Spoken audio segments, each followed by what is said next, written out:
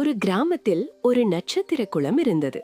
அதில் எதை போட்டாலும் அது ஒளி மந்திரமாக பெரிதாக மாறும். ஒரு நாள் ஆரவ் பசியுடன் ஒரு சிறிய பழத்தை குளத்தில் போட்டான். அது உடனே மின்னும் பெரிய ஒளிப்பழமாக பாரியது. அவன் அதை சாப்பிட்டும் இன்னும் பசியே. பயந்த ஒரு ஒளிப்பறவை, நான் இன்னும் பழம் கொண்டு வருகிறேன் என்று பல மந்திர விதைகள் கொண்டு வந்தது.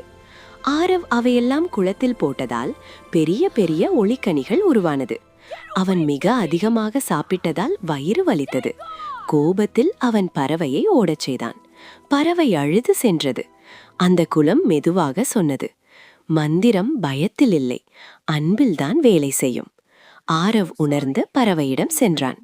அது மகிழ்ச்சியுடன் திரும்பி வந்தது.